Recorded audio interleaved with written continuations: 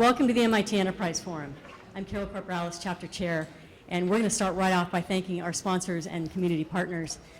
Tonight's sponsor is Kenobi Martins, as well as our supporting sponsors Levitt Zaks and Scale Matrix, and our community partners are Green Rope, San Diego Business Journal, and Staler-Made Communications. So we want to thank all of them, and bringing up Chris Steinhardt to say a few words about Kenobi as he sets everything down. Chris?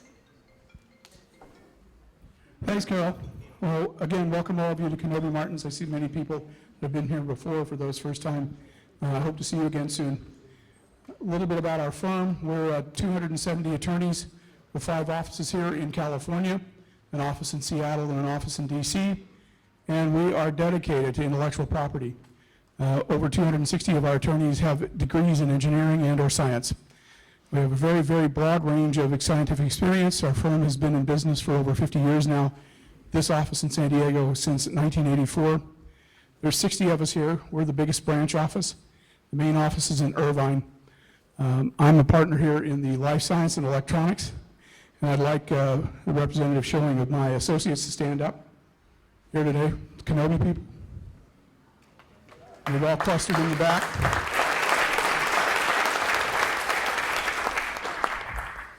Kenobi has been involved with the MIT Enterprise Forum as long as I can remember, and I can remember a ways back.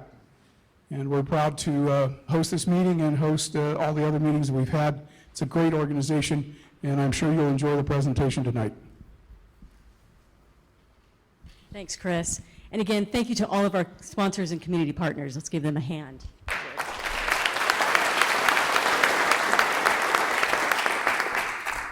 So with this evening's topic, we continue to explore the industrial Internet of Things and sensors, but doing so with a specific focus on the automotive industry. And little did we know, as we delved into this, what a long and winding road it would be. What we found was that the automotive industry is really at the threshold of some monumental change. And the autonomous vehicles are really at the center of it.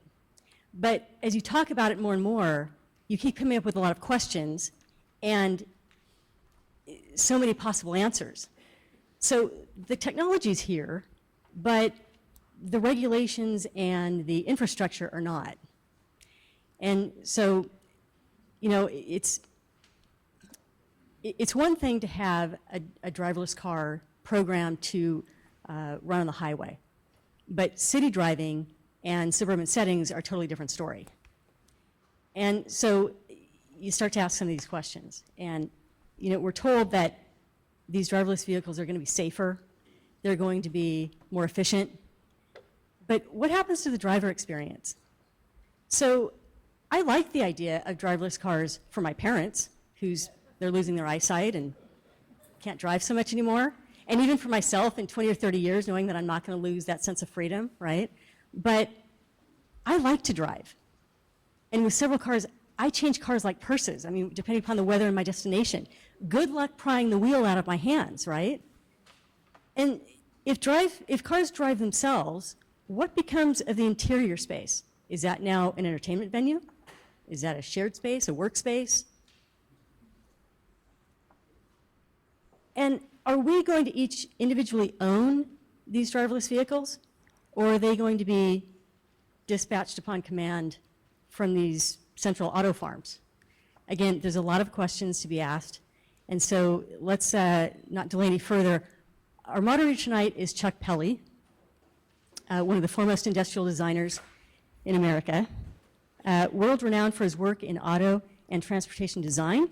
He is the founder and former president of DesignWorks USA, which grew to be one of the largest, within the top 10 design firms in the world, and also a wholly owned subsidiary of the BMW Group. In fact, Chuck designed the award-winning BMW 3 Series, X5, and Z4. Wow. Buckle up, Buttercup. Ready? So fasten your seatbelts, and please welcome Chuck Pelley.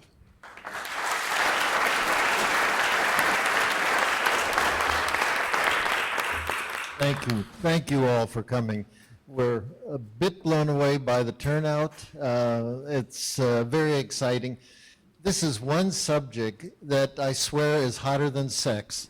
Every one of us is going to be involved, business-wise or driving-wise or living, with these horizontal elevators that are coming. And every time we start projecting time and speed and an awakening of this idea, it gets shortcutted. And Cadillac wants to outdo BMW, wants to outdo Mercedes. Did you know Mercedes is coming out with a Nissan pickup truck? I mean, these things, you used to be shocked, but not anymore.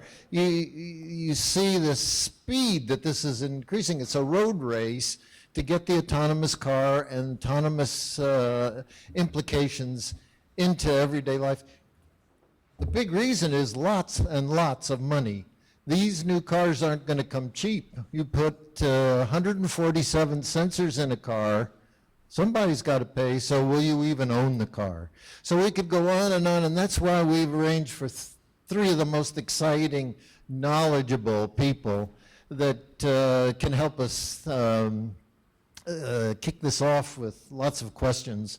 The pictures on the wall, I hope you enjoy, are done from all our local studios to show what they're doing right now on autonomous cars. They've been working 3 to 4 years, full speed, and you'll see interiors that don't have seats. You'll see backward seat, frontward seats, and a whole world of exciting new ideas. It's the unleashing of a new world. So to kick this off, before we got too serious, I have a few light slides, 101 design. And these were done for the Michigan State authorities who are trying to get funding to bring cars back to Michigan when Google and Amazon and these guys keep tickling their nose. This is the kind of vehicles, and when we started, it was 25 years in the future. Now, all of a sudden, it's 5 years in the future. And all the things that were so personal that, was your car. Well, maybe it isn't your car. Maybe it's Coca-Cola's car. Maybe there's no steering wheel. Maybe it's all voice gesture. The new configurations, they're not all family elevator boxes. They're 3 seats, 2 seats, all kinds. And you're not necessarily going to get in the left door. You might get in the top or the bottom. The seats might rotate, turn around. And it opens up these new fluid shapes of inspiration. Does the steering wheel retract? When you're really kind of frustrated, you tell the car, enough of you. Enough of this, and grab the steering wheel and go like hell down the back road. This is probably the more typical kind of address, the elevator that moves in all directions. You get in one side, out the other side. Parking's no problem because you don't own the car. And of course, the whole thing has to be sustainable. High-density lanes, we're going to learn from the ants. This is how we're going to travel. You're going to get hooked up, and the density and the speed arriving to the next destination is going to be much cut. And the gentleman can talk further on that, but the platooning of cars and the integration of the communication and connecting between the passenger and the vehicles themselves. They'll be made differently. They'll be made probably in space frames so that rapid prototyping will allow complete rebuilding. And the future of humanist kind of shape suddenly moves, and to be careful how you wave your hands or arms in these cars, because it can be that Italian people are going to have to be a little more disciplined.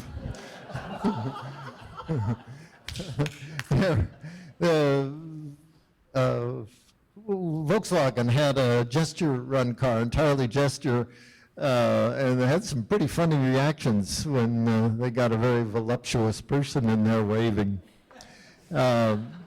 Seats may be tied to the top.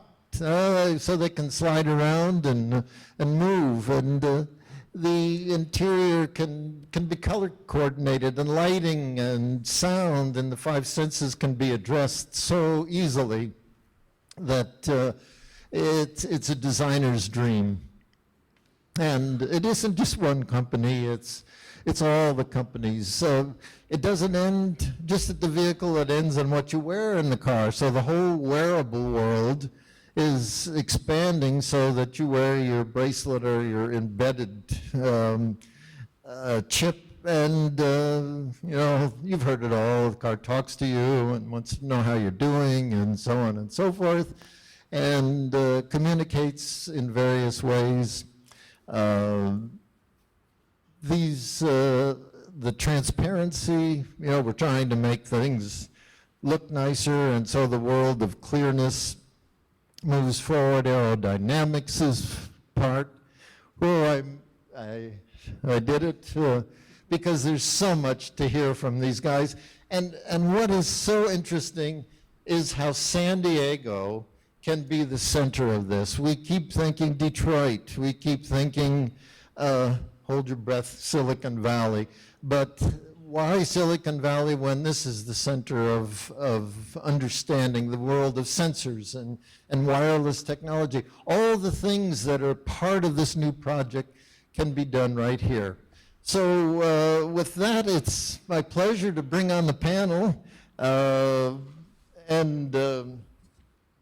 Martin came flying in 15 minutes ago down from Nissan in San Diego. I mean, in the north, that city up north.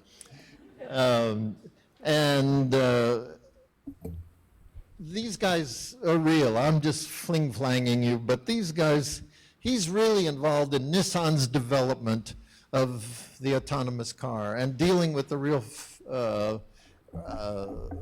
frailties and challenges that he's faced with. He was former involved with NASA. I don't know, there's probably a lot of NASA dropouts helping this project along. And I guess the highest thing that I'm amazed is that these guys are going to have to really deal with artificial intelligence, because it looks like this is going to be the challenge right away. So Martin, could you just come in and we'll introduce everyone once at a time. Slavin? They're great. He's a San Diego person, really involved in making business, I might say lots of business, right here in San Diego, in one facet of the autonomous car, starting with trucks, and very exciting. His company, Smart Drive, will be something I'm sure you'll want to be very interested in what's going on, and you'll have a moment to tell on that. That'd be great. And third, of course, is Don Norman. His importance is making all these things relate through the media of design. There's a lot of coordination between social challenges and mechanical possibilities that need to be dealt with in a human way. And Don is Don, and you'll hear various ways. And these three people will interchange in kind of a quick back and forth dialogue. They each have some images. And I think with that, I'm going to turn it over to Martin. Martin and Don.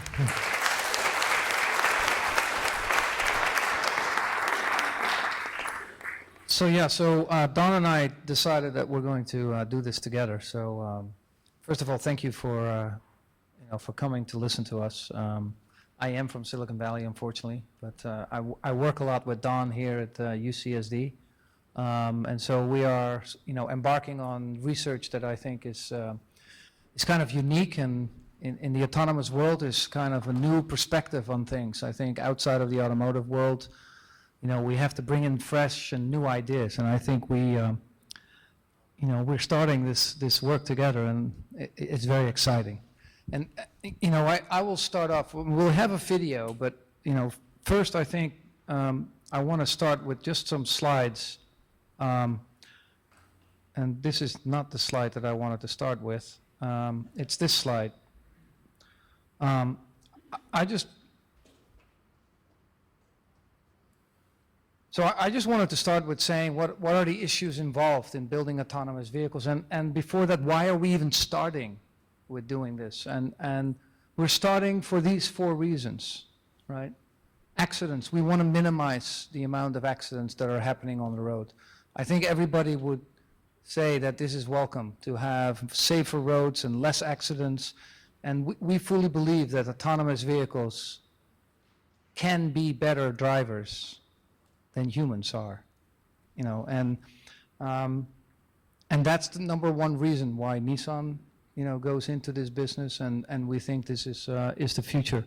One of my favorite reasons for starting actually at Nissan, I am not somebody from the car industry, I'm somebody from other industries, but one of the reasons is the aging populations. I feel if we can use technology to let people that cannot drive anymore or have never been able to drive anymore still be independent, that is a huge, huge savings in our society and makes people better. And we all know that the world is aging, and so this technology can actually change the world in that way. And that's, I think, is one of the big reasons for doing this. Of course, congestion. Chuck mentioned it. Congestion is is what we all want to get rid of. If we can drive information on the highway, that is helpful. For me personally, idle time. I drive from San Francisco to the South Bay every day for more than an hour, standing in traffic. If that could be productive time, that would be a wonderful, wonderful invention, in my opinion. So these are the 4 ways that we think why autonomous vehicles are important technology to develop. Just to step back a little bit, where are we today? And I wouldn't be working for Nissan if I wouldn't show a Nissan vehicle or an Infinity vehicle, right? So this is the Infinity Q50. This is a car you can buy today. Actually, it came on the market in 2014. And it's the only true drive-by-wire car available on the road today. That means that not only, acceleration is by wire, but also the steering is by wire in this car, right? So that has many, many benefits. And if you've never driven a Q50, I would tell you go to your Infinity dealer, do a test drive, and get the one with the ADAS system in it.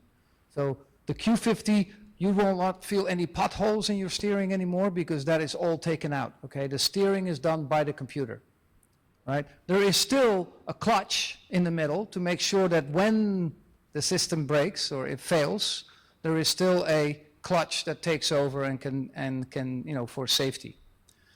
But I think that in the future, when we are developing these systems and everybody has developed them and driven them for long, long periods of time and we get more trust, you will see this clutch go away.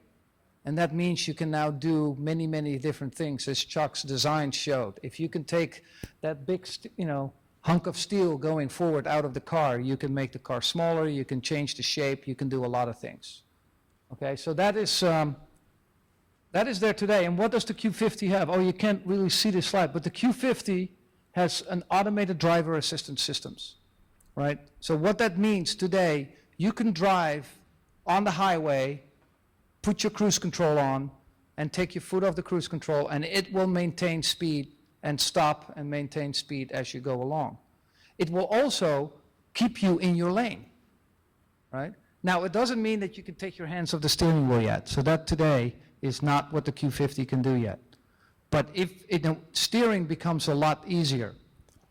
And we have safety technology for forward collision braking, 360-degree cameras, and this is a car, that is just at the level where we start talking about autonomy, right? So that's what we have today, and now we will start talking about what will be there tomorrow. And here's when I want to really switch to the video. Is that a good moment, Don, or did you want to say something before we start? You have to push, this is, But this one has a label that says, "Do not touch." I'll teach you. It says where it's mute, of course, where it's mute, you gotta push it. And then when the light, now you turn it off. How about you take this one? I'll take that one. And that's a good illustration of the problems we're facing, okay? There has to, I always look for signs. When you see a sign, it means there's a problem. And when somebody had to paste a sign on saying, "Do not touch," So, you know, I look at the human side of this, and human side is hard. So I think that getting toward full automated driving is like an exponential rise toward it. Now, a lot of you, your venture capitalists, et cetera, oh, you think exponentials are like that, right? Shooting up, mad. No, that's what's called a positive exponent. But if you have a negative exponent, those engineers know what I mean, the exponential is like this. It starts off fast, and then it takes forever to get to the end. Well, that's what happened. We got up there to 80, 90, maybe 95% of automated driving. You can take cars, he's not allowed to say this, but you can take the Q50 and drive on the highway without touching the steering wheel or without touching the brake or the accelerator. And it works just fine. And Mercedes does this, and Cadillac is doing this, and Volvo says they'll do it, and Volkswagen says they'll do it, and BMW is a bit more cautious, but it can actually do it. But that's the easy part of driving. The hard part, well, hard part is going to be city streets. But even on the highway, the hard part is passing the car in front of you. And it's going to be hard. And the hard part has actually got to do with the people. That's the problem, the people. And we will show you a video in a few seconds to illustrate the point. Now, let's assume you have a fully automated vehicle, and you're the pedestrian, you want to cross the street. How do you know the car has seen you? Now, you know, it might flash a light at you, but suppose there are 10 of you. How do you know it's seen all 10 of you? The difficulties are the communication between the car and the people. And the difficulty in the city is that people do the weirdest things. And we're going to show you New York City, but have you ever tried driving in India? In India, the rule is very clear. If you can see any empty space, it doesn't matter whether it's the left side of the road, the right side of the road, the sidewalk, the road, empty space, you can drive on it. And there are bicycles, and there are carts, and there are people, and there are motorcycles, and there are cows. How do you deal with it? It's going to be hard, and it's the people problem that's hard, because it's really all about people.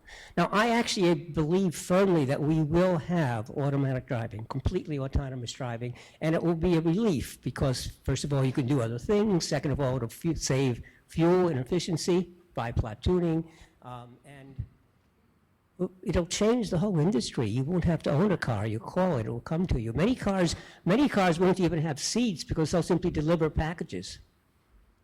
We already do that, right? I had to get a package the other day from downtown San Diego, so we simply Ubered it up. Now, it's interesting because the Uber drivers rate their passengers, and I don't know how the driver rated the package.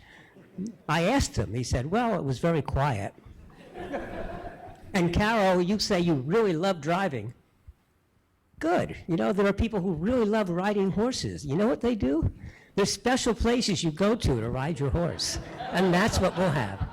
And if you like people for an extra bit of money, we'll take care of your car and oil it and wash it, ready for you when you're ready. So as we talk about this, believe me, I think it's going to be a long time before we have fully automated vehicles, because the technology really isn't quite there yet. But worse than that, it's the social interactions that's going to be so difficult, which is why our social scientists have to get involved, and why what I practice I call human-centered design, thinking about the people. I'm also happy to say that the research I'm doing here in San Diego on this very problem is being sponsored by Nissan, because Martin understands this problem too. So we're trying to solve the problem. So roll the Roll the video. You know, one thing that I come from NASA. I was there for more than a decade as a scientist, and we did autonomy systems in the late 90s. And one of the hardest things to convince the scientists, the engineers that want to build systems is about people. And they always, if people would just go away, we could build autonomous systems, right? And that is where we are today. And this video shows. I want you to watch this video carefully. Deal This with is what people. we have to face. So we have sound, and it's a great video.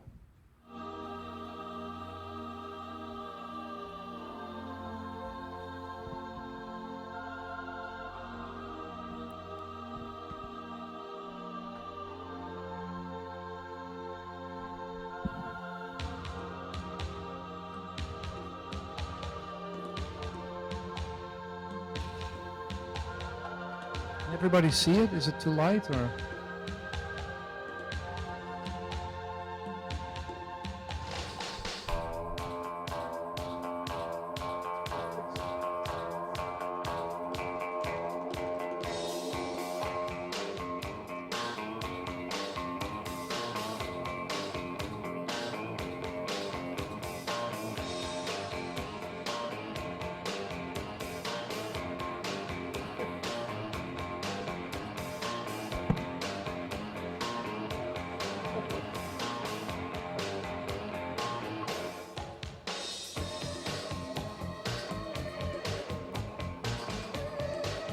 So just imagine if one of those cars is autonomous. There are also 2 accidents in this video, so look for them carefully. Where's Waldo?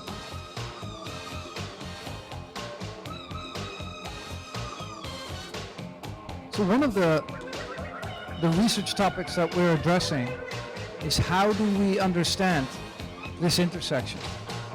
Right? What does the car need to know about all the pedestrians, the bicyclists, the other cars?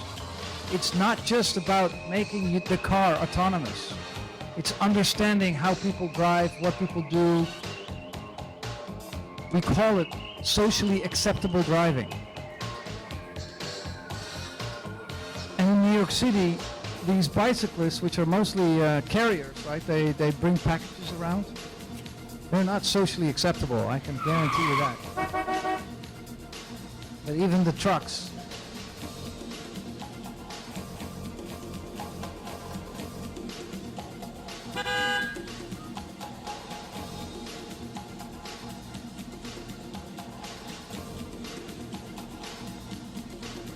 Now watch this one.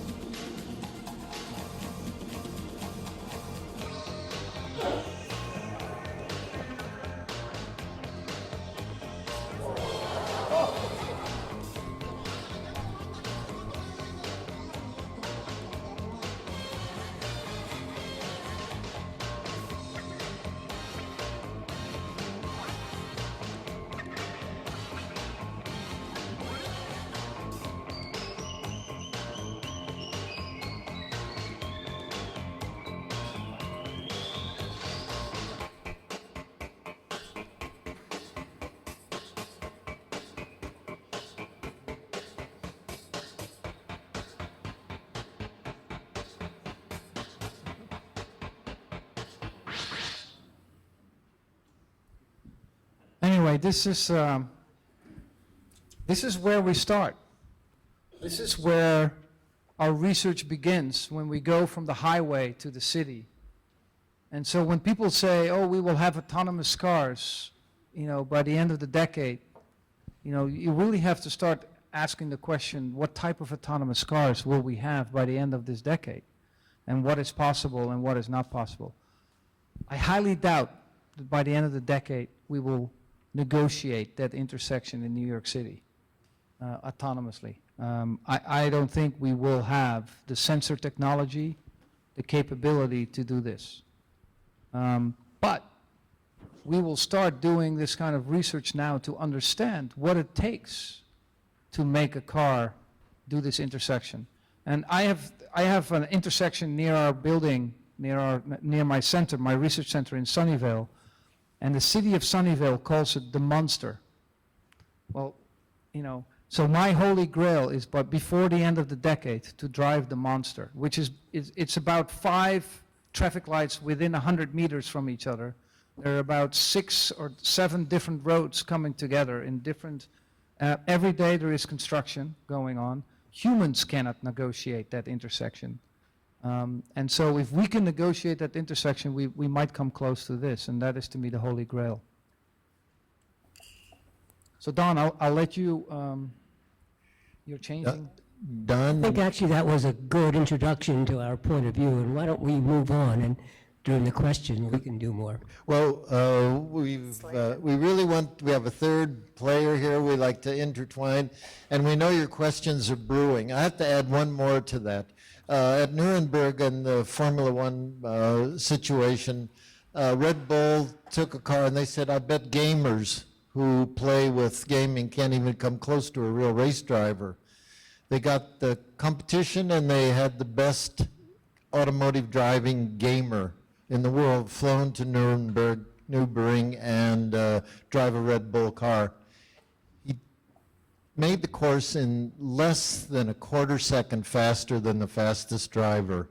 They were blown away, but there was one problem. He threw up. He had never felt centrifugal force. I wanted to end. So, all these interesting stories, I'm sure they're brewing up. And Slavin is another realist living and breathing here in San Diego and making one heck of an incredible business. This group is called Smart Drive, which I'm sure he'll tell a little something about. Incredible, just the potential of what can happen here. And anyway, little pitch, and then we're going to get the threesome up here rallying back and forth and find some interesting questions. So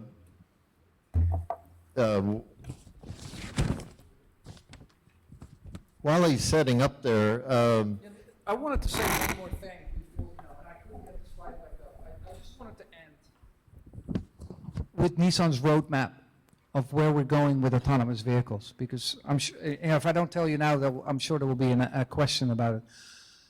So by 2016, the Q50s, and I won't promise you it's a Q50, it might be another Infiniti model, it might be another Nissan, but that system will allow you to drive hands-free on the highway, okay? That means you can get into a lane, you can turn the system on, and you can take your hands off the wheel, and it will drive you to wherever you want to go. It will stop, it will go. This is what in 2016 will be available. In 2017, probably 2018, we will have that you also can do lane change autonomously on the highway. Okay, so now you can go from San Francisco to the exit on the highway, changing lanes autonomously, but eyes on. Okay, your eyes have to be on the road, and Don will have, a lot of things to say about that. 2020, city driving. Okay, so in 2020, Nissan has said, the CEO has said, and we have to make it so, that we will have autonomous driving in the city. Now then there's a big debate about what that means, and we can talk about that later on. I don't think it will be that three-way intersection in Manhattan. Very good. Can you hear me okay? Yeah? Perfect. So Smart Drive, who are we? We're a local company here. We consider ourselves to be a telematics company. So we are actually all about the driver, all about the people, specifically commercial drivers. So just really briefly, what we do is we capture exception-based video from commercial vehicles, very small amounts of video. We send that video wirelessly to our cloud. We review it for 70 different behaviors the drivers could be doing, good and bad. And then we summarize that information and we present it to the fleet management so that they can address the driving risk, and mainly through the coaching process and also other methods. And the end result is fewer collisions by improving drivers' skills.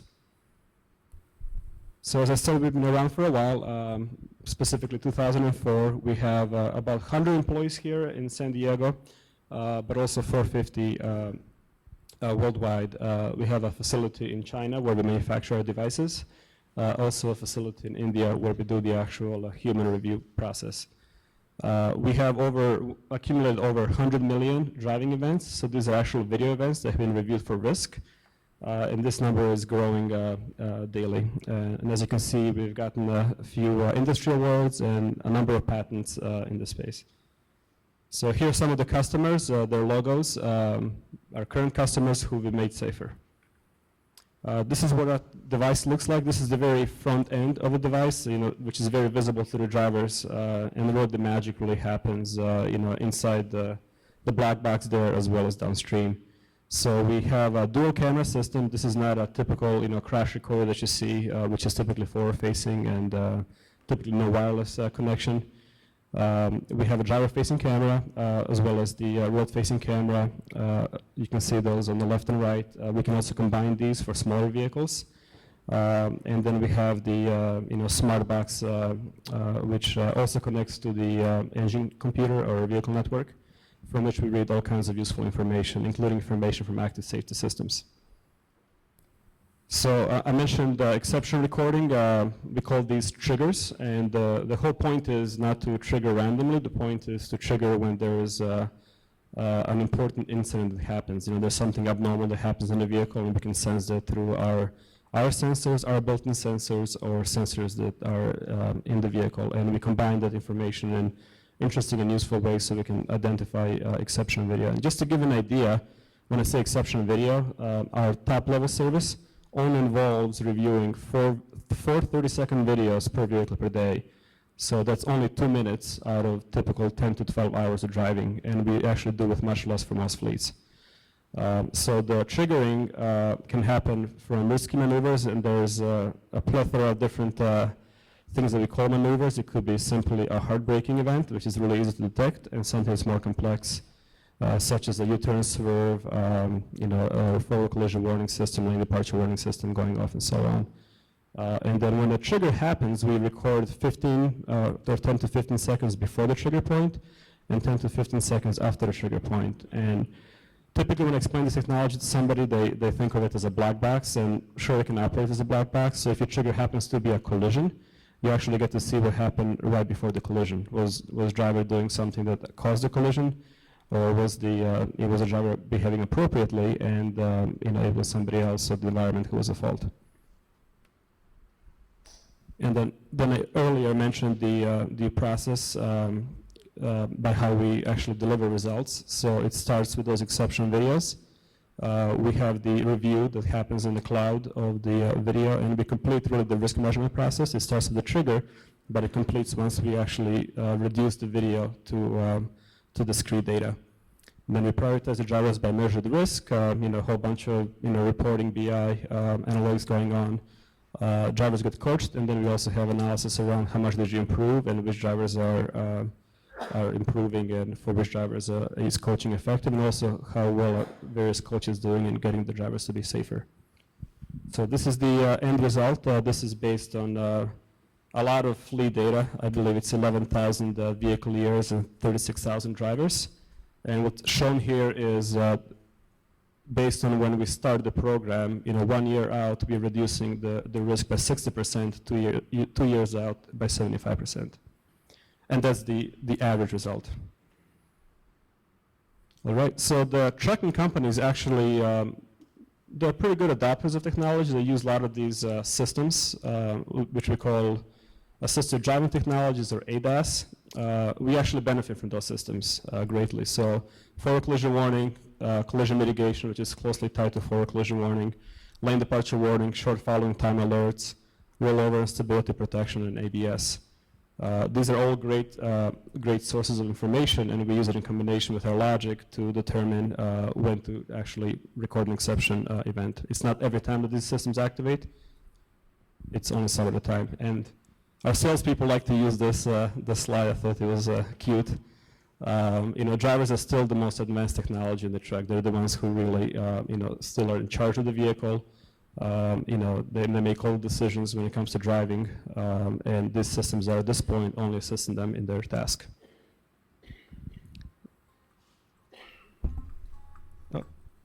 Oh, the video is playing. Okay, so just to briefly introduce this video, hopefully the sound will come through. You'll hear from a driver what they think about our technology, and then also from the supervisor, in terms of how they're using the technology. And then I'll show you a couple of real-world examples of our videos that we've saved. We tried it earlier. Didn't work? It didn't work at all. Let's see.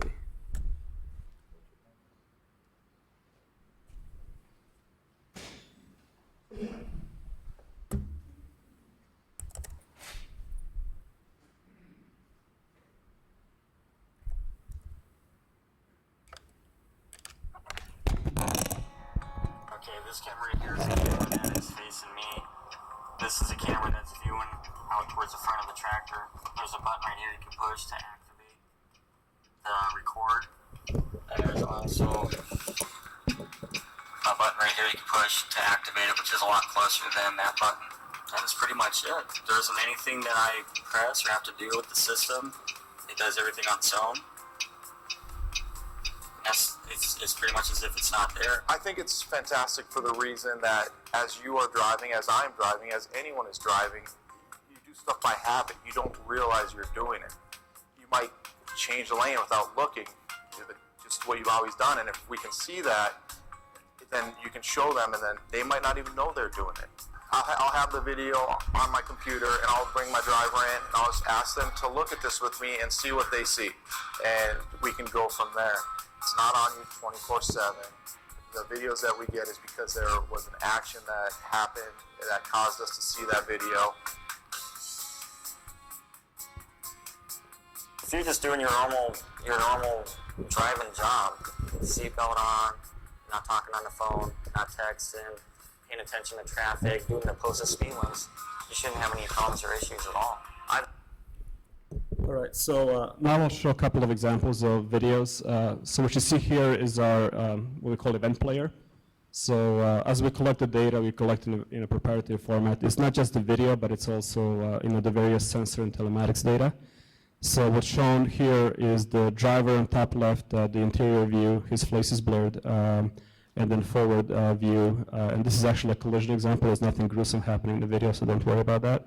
And then you can see the various gauges, the speed gauge, the RPM gauge, from the information we get from the vehicle computer. And then the graphs on the bottom, they're kind of faint, but the green graph there, the green line is the vehicle speed, and then the red line is the forward acceleration, so braking force, and then the cyan line is the lateral force.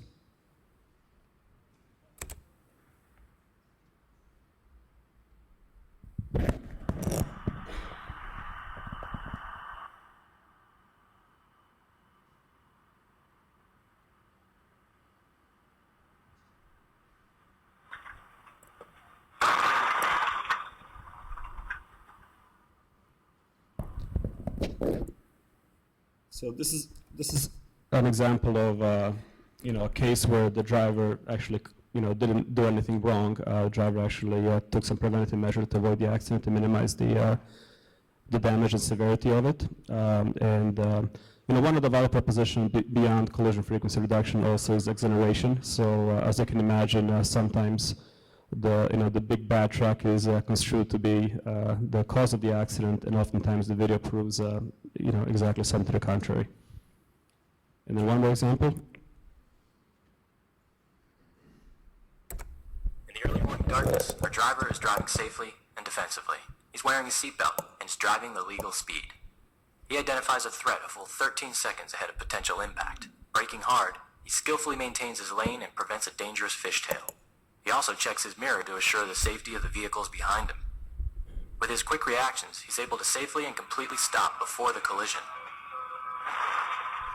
After the collision, he looks in the side view mirror to look for any immediate dangers and assess damage. His early recognition of the threat and the mitigating actions he took significantly reduced the severity of the collision, protecting the vehicle and the two drivers. Talk about predictive analysis in the driver's part. So you may be wondering, hey, this is a talk about autonomous vehicles, and what kind of future does a company like SmartDrive have in this? Because one day we'll wake up and all the vehicles on the road will be autonomous, and drivers will simply be out of their jobs and out of the picture. So as I mentioned, we actually love the systems because they, these ADAS systems, because they give us excellent, information and exception, recording. And also, and we've been seeing this, which is, it's actually very interesting to see how drivers are reacting when the systems go off. They may be going off inappropriately, or even if they go off appropriately, are those warnings useful to the driver? And then to the extent that, fully autonomous vehicles, and we're not in this business, but I imagine that you're using quite a bit of machine learning technology. If you think about machine learning and big data, it's all about, the data, and whoever has the most data wins. So this type of, data set can be very, very useful in terms of being able to capture real world situations and really strange situations like the city of New York that may be on the highway, and in all kinds of weird situations that other drivers may cause, and problems that may cause to autonomous vehicles. So I think this needs to become a growing data set that is being used to train these machine learning algorithms and to be able to detect these really strange situations that have never been encountered before, as a way of preventing autonomous vehicle from not doing as good of a job of defensive driving as a human driver would. Thank you. Thank you so much. So we're obviously dealing with a very complex lot of information, and we haven't even stuck our little toe in the water. We touched on social change, we've touched on technical potential, but what about the legal world? What do we do when Delphi hits GM, hits someone else? What about that transition? What about the 10-year-old car all of a sudden in the highway? What about the age difference of capabilities of drivers being able to understand new technologies? What about the whole gaming world suddenly moving into what looks like almost a game? What about government intervention? And I haven't touched on finance. And to our three very intellectual judges, how in the hell do we move and make an interconnected next step? So who would, and then we're going to open it up, I believe timing-wise, okay, to, yeah, and so get your questions, and we'll take a shot at this. Well, I say we should do it quickly. Not slowly, as you might have thought, but quickly, because I think the hard part is going to be the transition. The hard part is going to be when there are some cars that are manual and some cars that are automatic. And if we can get over that hurdle quickly, then I think we'll all get used to it. It's going to be a problem because we're going to have accidents. About 33,000 people a year are killed in the United States alone in automobile accidents, and about 1 million are injured, and about 6 million in the world. If we can cut that way, way down, and we can, that's going to be a blessing. The problem is it's going to be like airplane crashes.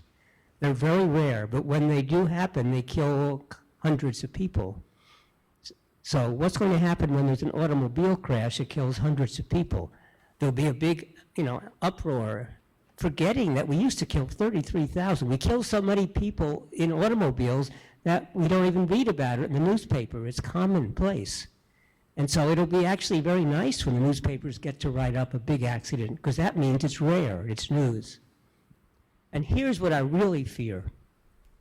The California law today says that if you have an automated car, you must have a driver who is sitting there ready to take over when a problem arises. That won't work. It doesn't work in aviation. We have highly trained pilots sitting there for hours and nothing happens, and then something goes wrong, and what do? They say, oh shit. And they say, what's going on? What's happening? And they are highly trained. But you know, if you're about 35,000, 40,000 feet up in the air and the plane starts coming down to earth, you have 4 or 5 minutes. So highly trained people, 4 or 5 minutes, they take over. In the automobile, come on, no one has any good training. Mostly driver training is memorizing the laws, not learning how to deal with unusual accidents and situations. In 1 second, at 60 miles an hour, you've gone 90 feet. It's dangerous. Google is taking the steering wheel out of their cars because they say, you know, when you have the steering wheel, even our highly trained drivers can't resist turning it, and they'd make it worse. No, that's not why they're doing it. That's the... They're engineers, and they're like, if you take the human out of the loop, the problem becomes a lot Engineers easier. say the same thing. Get rid of the people where you can predict what's going to happen. I think that's going to be the problem. It's going to be the problem of if we can do it quickly, I think we can do it. So I want to disagree a little bit with Don because, you know, although I agree with him that it should be done quickly, I am afraid that it won't be done quickly for the same reason that NASA didn't put a lot of autonomy on the rovers when they went to the moon with Spirit and Opportunity. And we at Ames built the autonomy for that rover. And we could drive that rover autonomous. But they didn't want to drive it because they didn't want to lose the rovers. They didn't trust the autonomy system. And I think that that is going to be our first big hurdle, that the society has to start accepting that we are actually not that good of a driver and we could better let the autonomous system drive. And So this is a hard actually, thing. here's where your data come in, showing us that, I mean, truck drivers, again, are well-trained, I hope. But if you put your systems in automobiles, we might actually start to realize we're not as, you know, all of you, I bet, are above average drivers, right? Of course. Well, maybe a couple of words on the adoption. I used to work in the automotive industry and know how long the vehicles stay on the road. It's a very, very long time. I think it's not going to be a step function. It's going to be a ramp function in terms of more and more vehicles being autonomous, and also more and more driving functions becoming autonomous. But one thing that concerns me as we move fast is if you just look at the automotive safety issues and recalls, the Toyota unintended acceleration and the GM steering lock going into off position, right? Causing 13 deaths that are proven, right, out of 33,000. Even if these technologies actually do have a good safety impact and they reduce the 33,000 to something much less, I still have to question when you have the first accident and the the automated system didn't do a good job, or actually maybe even caused the accident, or it can be proven that a human would have easily avoided that accident, right? What does it actually mean to this whole space? Oh, it just starts growing and growing. Are any of you aching with, or should we keep some dialogue going up here with the masters? Any? Oh, there we go. That was a question.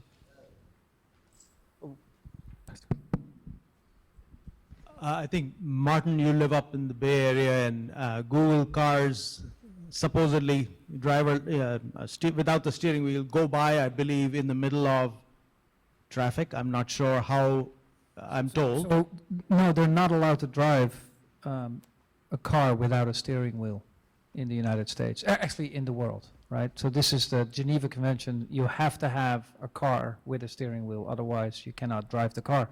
So this is a problem that Google has. They cannot take that car on the road.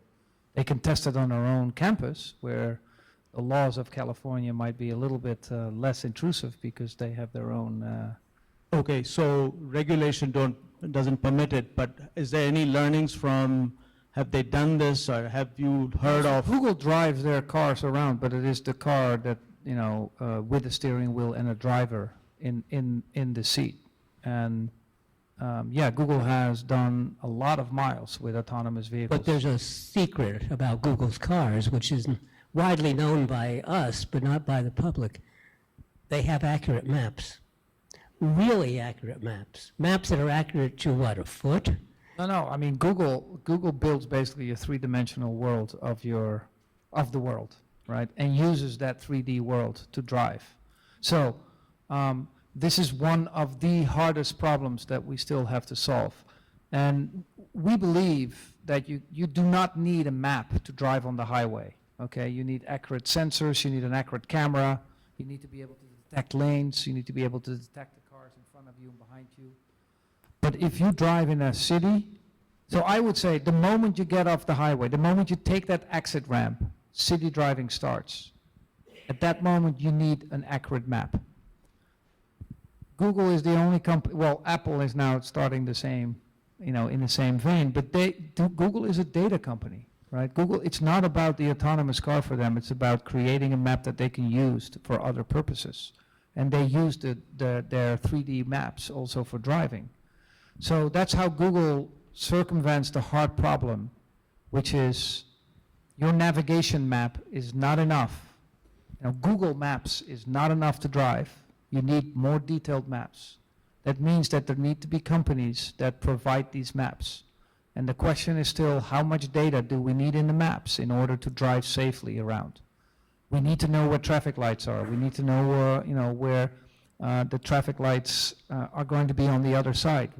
Google knows how high the traffic light is from the ground. Traffic lights in one city might be horizontal, the other one's vertical, the third ones are swinging, and you have to detect the red light or the green light. Do they know the pedestrian map, dynamic pedestrian map?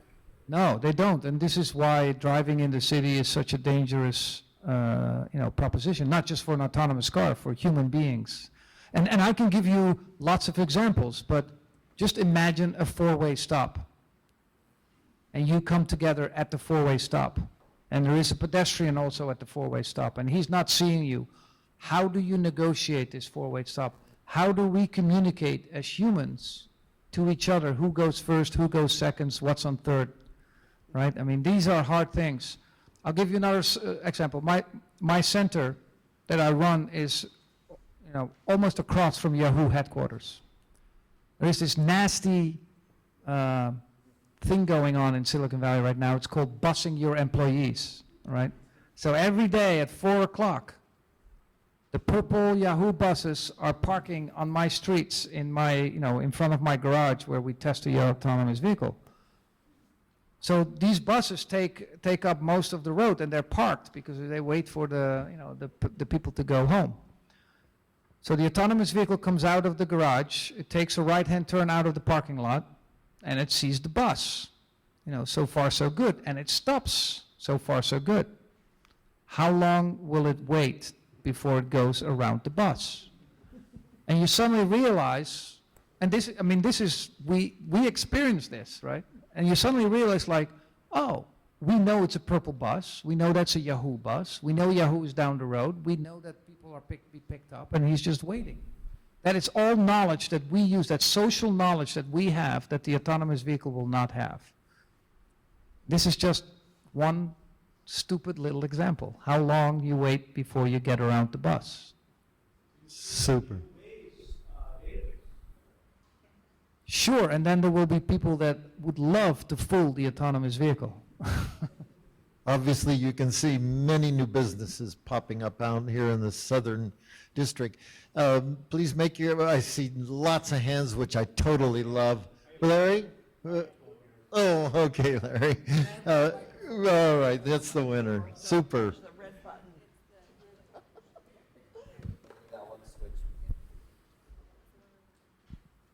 Don't touch the switch that says do not. There's a lot of people in the world that think it's great sport to cause computers not to work and hack.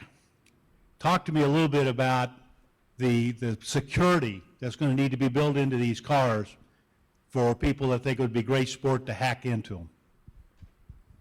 Well, I'll give you a very simple one. And one day I'm going to create a critical mass in Mountain View near the Google campus. And I'll tell everybody to come to the Google campus with a mirror. Simple mirror. Go to your local store, buy a mirror, take the mirror from your home, and put it in front of the Google car. And the LiDAR will reflect its sensors from the mirror, and it will see itself. will it recognize itself? There's very few animals that recognize themselves in the mirror. And I know cats ain't one of them.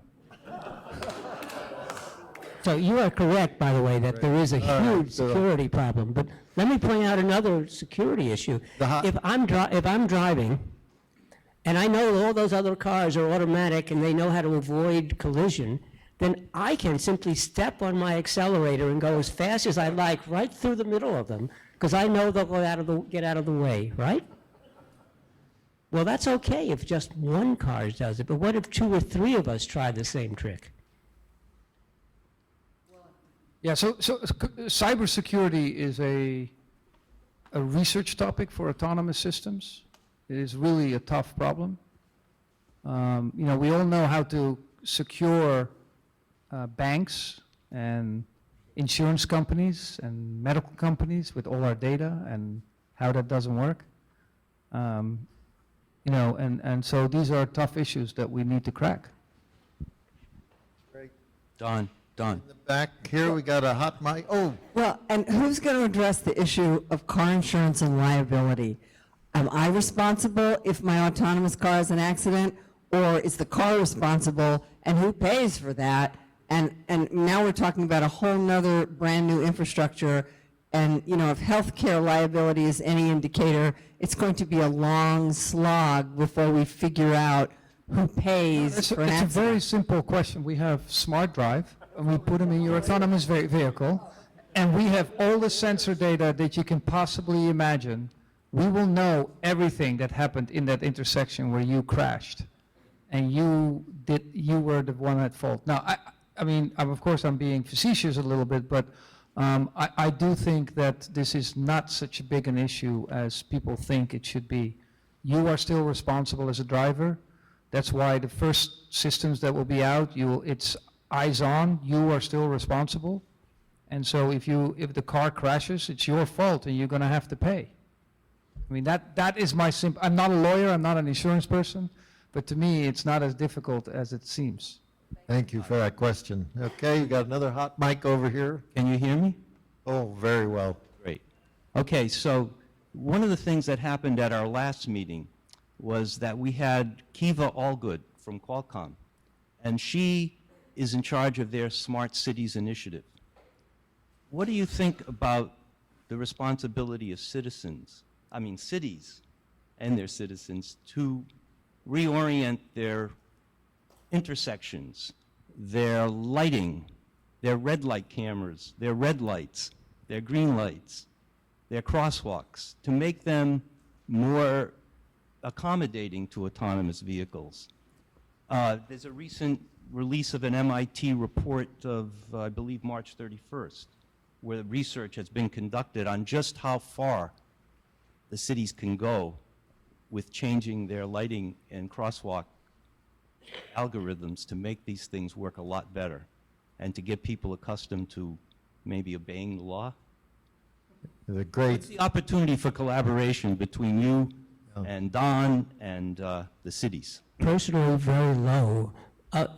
The traffic lights are incredibly expensive. We're talking about hundreds of thousands of dollars per intersection. And the rule, as far as I can tell, in political infrastructure is we don't fix it until there's been massive accidents. And I think the way it's going to work is we're going to develop cars that don't require that the city do massive changes. Remember, years ago, we thought that automatic vehicles would require wires under the streets and all sorts of infrastructure with signaling, and now we don't think that at all. So I think the solution will be the cars will be better than human drivers. That doesn't mean perfect. There will still be accidents, but human drivers have accidents. Many of you have come across street intersections where you didn't see this traffic light. Well, that will happen with cars too, but with less frequency. The same old thing seems to happen over and over again. The very earliest pioneering that we're hearing about is on the German Autobahn system. They already had changeable electronic speeds depending on environmental requirements. Now the Autobahns are in full speed with city control, trying to solve multiple speed and trying to predetermine autonomous cars' arrival. I hope we don't have to, the Autobahns beat us by 25 years, and I hope they don't beat us again on this. Well, I'm afraid they will. I come from Europe, and I can guarantee you the infrastructure in Europe is light years ahead of the infrastructure in the United States. I live in Silicon Valley. I always tell the story that I came there in '98, started working at NASA Ames. Moffett Boulevard exit to University is about maybe 2.5 miles of highway. Google is there, Apple is there, you know, Sun used to be there, Facebook is there. All the big guys are there making billions of dollars. It took them 15 years to fix that road. 15 years. You know, we're not going to wait 15 years for our cars to drive on the road autonomously. So the problem is how the United States is going to deal with their lack of infrastructure and how they're going to change it. The city of Sunnyvale has maybe 200 traffic lights that has, you know, that have a loop in it and smart traffic lights. The city of Sunnyvale ain't talking to the city of Mountain View, ain't talking to the city of Palo Alto. The region of North Holland, where Schiphol and Amsterdam are, which is bigger than the region of the Bay Area, every traffic light is connected. Every traffic light, in cities, in towns, on the highways.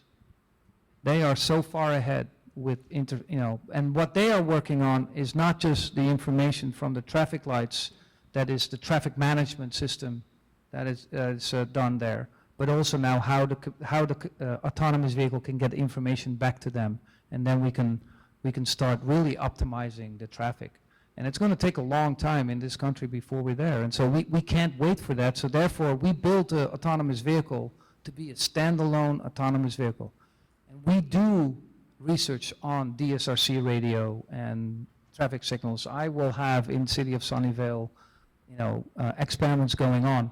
The problem is the people that came up with DSRC never thought about how an autonomous system would deal with it. So here's a question for you. I have 20 people coming into the intersection, 20 cars, trucks, smart drive. They all have DSRC. They all give a signal. I am number 565. I drive northeast and so many miles a second or whatever. How do I know who you are? Which is number 135 on the intersection? Who is one? GPS isn't going to tell me because GPS is not accurate enough.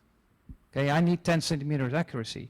That DSRC radio is not going to give me that accuracy. So I cannot rely on the signals from the DSRC radio to figure out who is who. I don't think anybody has thought about this yet. They start building the radios. So these are the kind of research that we need to do to understand how infrastructure can help the autonomous vehicle. Beautiful. Dankeschön. Back in the back. Do you have a...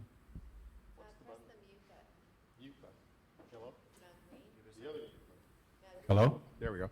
So we talk about Google as kind of, we're using that as the state-of-the-art world. Is that, the first part of my question, is that true? Is there somebody actually doing more innovative things than Google? And second, what is that state-of-the-art today for these autonomous vehicles? How far have they gone? I'm sure you guys are a lot closer than we are seeing headlines in the UT or something. So what is the real state-of-the-art? Well, maybe I'm sure you use this supplier, but a company called Mobileye in Israel, they specialize in computer vision, machine vision-based algorithms, and their technology, I think they're in the 4th generation, they call it IQ processor, and their technology is basically used in most of the vehicles that you see nowadays. So they're basically a vision-based system. They will, they also say they're on a path to autonomous vehicle, but I think they actually are much closer to realization of it than Google is. What is that state? Yeah, so let me try to give a little history.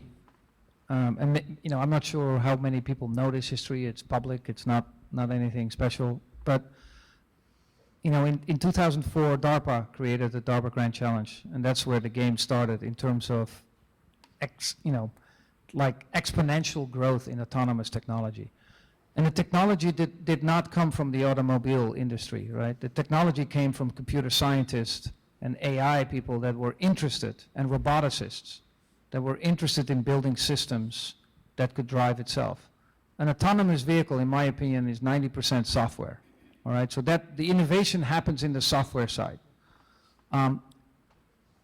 Because of that DARPA investment, and then universities, especially Carnegie Mellon University and Stanford University and MIT, these guys showed within 3 years that they could go from a car that could hardly drive to a car that actually, drove 300 miles through the desert. And so it's those folks that were actually then hired by Google to come in 2007 and started their car project. And to make a long story short, they had 5 years basically ahead of anybody else because they just were the first ones to grab that team from CMU and brought them to Google. And these were guys that were building it. And now people are trying to catch up. The part about the sensor technology, that is what's going to change the game. Because for Google wasn't interested in sensor technology. Google says, I don't care if it's a $70,000 sensor on my car. It's about my software. Now, to make this really a product, we got to bring that price so down that it costs a couple of $100.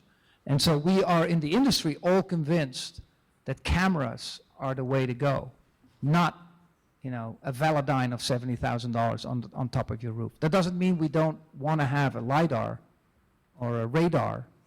We want to use it all, but it's actually the computer vision technology that will drive the price down. And so the state of the art today, what Google does is they put expensive sensors on, that sensor suite. Maybe the price what came down a little bit is now $30,000 for one sensor. So if you add it all up, they have $100,000 in sensors on the car, and they have the 3D maps that took them 10 years to get.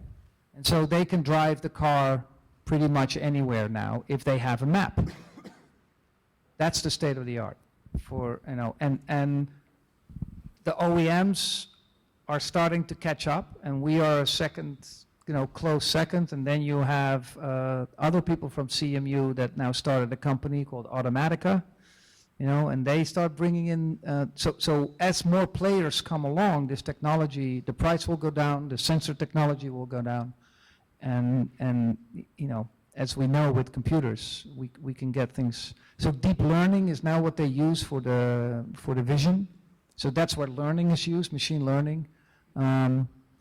Whether they can, deep learning in cities is not really good enough yet. And the problem with deep learning is you need an incredible amount of data, and it still takes an incredible amount of time to learn. Once you've learned, it's fast, but it takes a long time to learn. So these are still issues. But if you want to know the state of the art, it's Google throws money at it, okay? And again, the real issue is going to be people. So the state of the art is trucks, mining vehicles already are autonomous. They go up and down the mines. The trucks used to have drivers, now they don't have to. Parking lots. You can start doing valet parking without the valet. The cars will be able to park themselves because there are very few people. In fact, you could simply say no people allowed in the parking lot. And that way you could even put the cars closer together. And that's already there. That's already possible. So there's a whole bunch of autonomous vehicles that we could do today. And just a matter, I think, of a few years before you'll see a lot of that. But it's the city driving that's going to be the hard one. And again, it's the sensors and people. Yes. It sounds like a conversation that might be going on or have gone on when people started to fly airplanes a lot and communicate a lot. And I don't hear a system architect or a system manager to make it so you can do this all across the different states. And somehow our friendly government will seize that and regulate how people do the decision making. Yeah, Right next to you is a flyboy. Can you give some insight on what's airplanes and what they can do? There were a lot of accidents in the early days of airplanes. I know that. still are in. Yeah, a significant amount of my work has been done in the unmanned aerial vehicles over the last 15 years. And you are absolutely right. The reduction of the unknown, like people in the airspace, makes that a lot easier. There's a lot of other issues that we bring home in the continental U.S. airspace and things like that, and concerns more about people don't know what they don't know about the capability of unmanned systems and sensors, but we have not had to deal with that. As a matter of fact, 25 years ago, landing aircraft on a carrier deck, we had an automatic carrier landing system. And the beauty of the sensors is they don't care whether it's day or night, they don't care whether it's 0-0 visibility, they don't care how much the deck is moving. They're going to take you right to where you need to go. So there is significant value in that. Now the translation is to the harder problem: how do we make that work in both the social and the technical side of driving? Yeah, system engineering, I think that we first have to build the capability of the cars driving, and it would be nice if we would go from the top and from the bottom at the same time, so that you can have traffic management going on but I think it's going to be a grassroots effort to build, to have cars driving, and then we will change the infrastructure, we'll change the way we do things.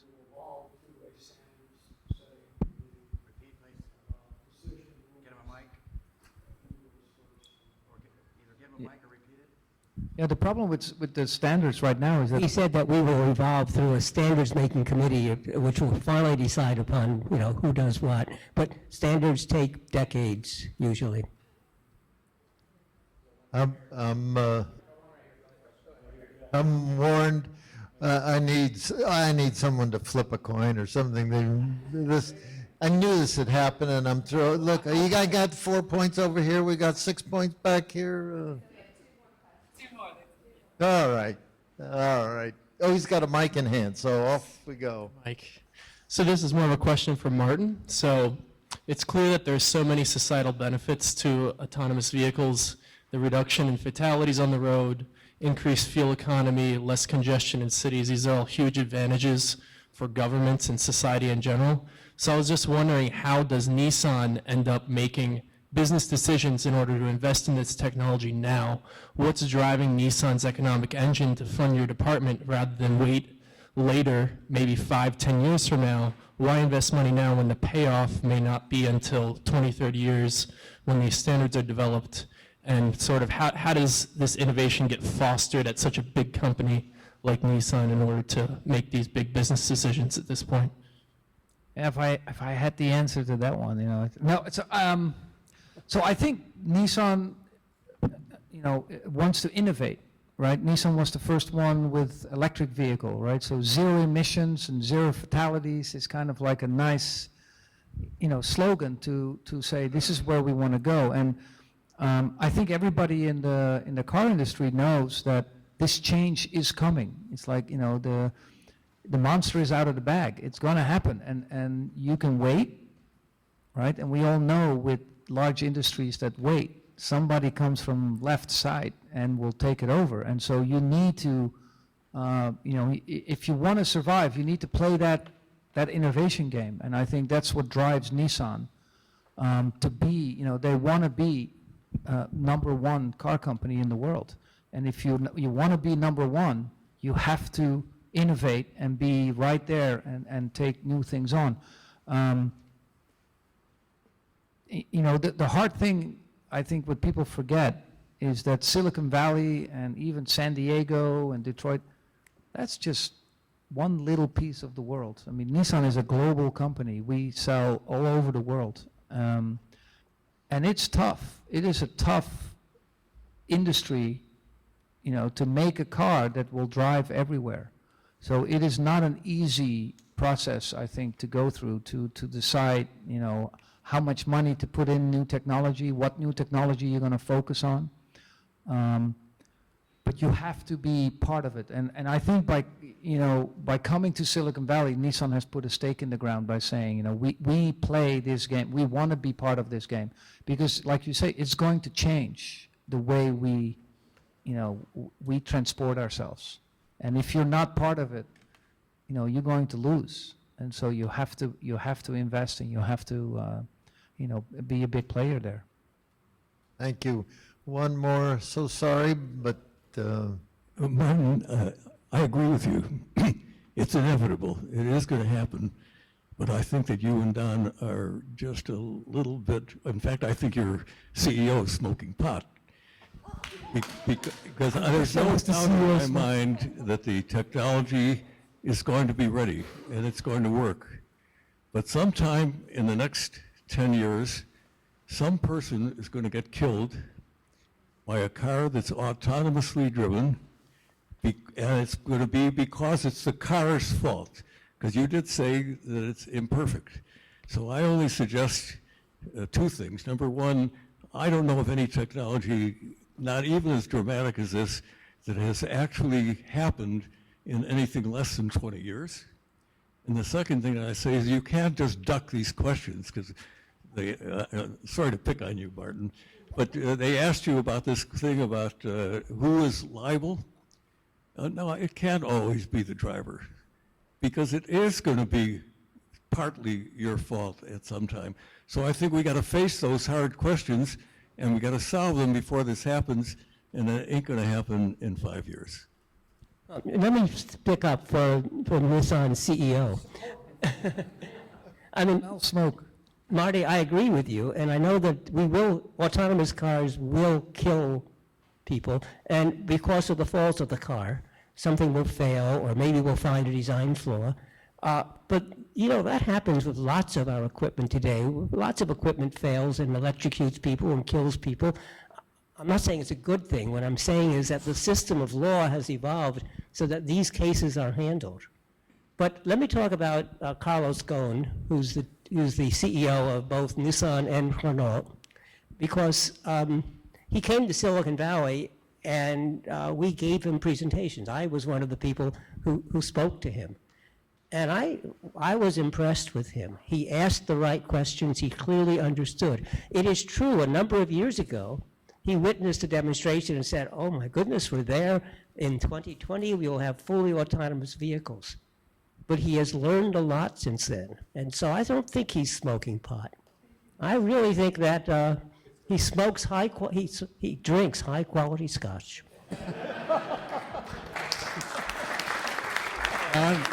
It's going to take some visionary politicians. It's going to take some visionary lawyers. And I don't know very many of those.